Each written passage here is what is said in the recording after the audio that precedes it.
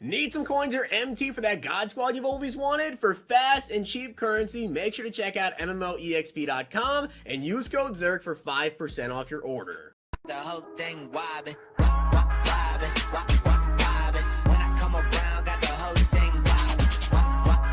What's going on, guys? It's Zirksee Match today with another Madden Ultimate Team video, and today I'm going to be going over my Madden 23 Ultimate Team Core Elite Defensive Lineman predictions. So with this, we are going to be doing a top 10, and I'm combining left end, right end, and also defensive tackle all into one. So we're only doing the top 10. I am going to have a couple of honorable mentions, though, of course, because well, you need some honorable mentions when you're only doing this many people. Now, I do want to give a shout out to Carson for being a part of the Noti Gang. If you guys want a chance to be shout out in the next video, drop a like in the vid. Make sure you guys are subbed to the channel. Turn the notification bell on and comment down below Noti Gang. And also, if you guys want to check out Underdog Fantasy, you can use code ZERK to match first deposit up to $100 and follow me over on Twitter for my picks. I did actually just win $1,250 off of $25 with the special booster slip. And shout out to all you guys that did copy me. Congratulations on the huge win there.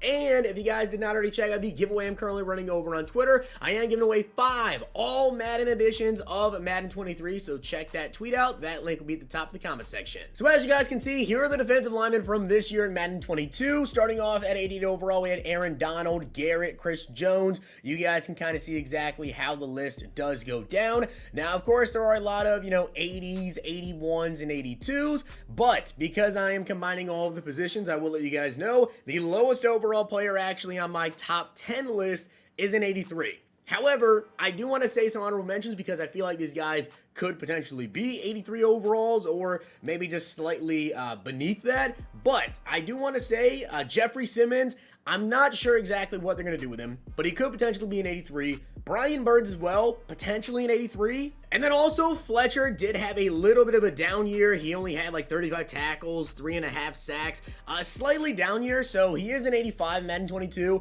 I think he's probably more than likely going to be an 83. Now let's get into my actual predictions here. And as I said, the lowest overall guys are going to be 83 overalls. And I think Max Crosby is going to be one of those 83s. Now he definitely had an incredible season. And to be honest, I might be underrating him a little bit because when you look at his stats, he had 36 solo tackles and 8 sacks, which is pretty good. But here's the thing. Pressures. He had a ton of pressures this year, and I just really don't know how much EA is going to, kind of attribute that to his rating, but he had a 78 start off Madden 22, and I would be shocked if he was anything lower than an 83, but could potentially be higher. Now, Trey Hendrickson, again, had a really good season. Last year, he had 13.5 sacks with 25 tackles and 1 forced fumble. This year, he had 34 total tackles for 14 sacks and 3 forced fumbles, which I gotta say, for having 13.5 sacks, kind of surprised he only got a 78 last year, but I think after doing it 2 years in a row and having a half a sack additional and having 2 more forced fumbles and more tackles, how can they not make this man an elite? So he's definitely going to be an elite, and I think he's going to be an 83. Now, JJ Watt was an 86 overall to start off this year, but in 2021, he only ended up playing in 7 total games, and in those games, he only had 1 sack and 1 forced fumble with 16 total tackles. Now, of course, the sacks don't showcase everything when it comes to JJ Watt because he's still an absolute just freak out there, and he does get double teamed a lot. He's still pretty good in the run game, but I think because of his stats being down so much, even from the previous year, he really didn't do all that much. In the year before that, he only had 5 sacks, and he got 86 overall. I think he's finally going to start dropping a little bit, though, so I think he's going to go from an 86 down 2 points to an 84. Now, someone that I think is actually going to go up in overall, though, is Cameron Hayward. He started off this year at 84, and I think going into next season, he should be an 85 overall. His sack numbers were very high. He had 10 sacks, whereas the year prior, he only had 4. And he had 89 total tackles, up from 54 total tackles. So a really good season. I could honestly be underrating him as well here at only 85. He could potentially be 86, but when I just look at all the other players that I have in this list and where I potentially think EA is going to kind of put them at, I don't want to have like too many 86 overall defensive ends / DTs, all that. So Cameron Hayward, I think, is going to be an 85. Now, Deforest Buckner was an 86 overall defensive tackle to start off this year, and this season he did have a slight decrease in a couple of stats like sacks. He had 9.5 in 2020. This year he only had 7. Tackles, he did have 10 more tackles in the 2 more games that he did play, but I think because of his sack numbers coming down just ever so slightly, he did also have 0 forced fumbles, whereas last year he had 2 forced fumbles. I think he's going to come down from being an 86 overall down to an 85.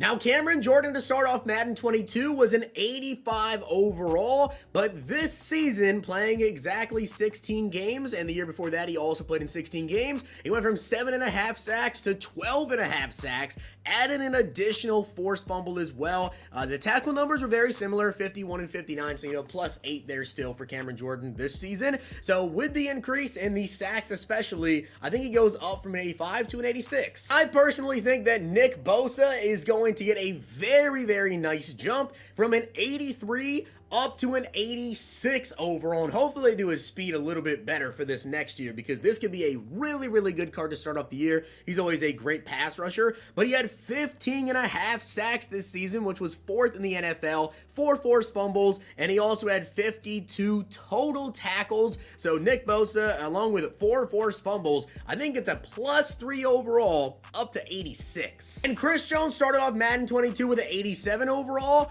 and this year I think he's still going to be an 87. I don't think he's going to go down. I don't think he's deserving of an 88 overall, but he definitely played really, really good. He actually had an additional 1.5 sacks this season. His tackle numbers went down from 36 to 27. He did play in 1 less game, and he also had 1 less forced fumble, but he had an additional 1.5 sacks. So I don't think he's going to go down, not going to go up. He's going to stay at 87. And Myles Garrett put together a monster season with 16 sacks, 51 total tackles, and also a forced fumble. Now with Myles Garrett, he's an 87 overall, and I don't know if EA necessarily wants to have multiple defensive linemen at 88 overall.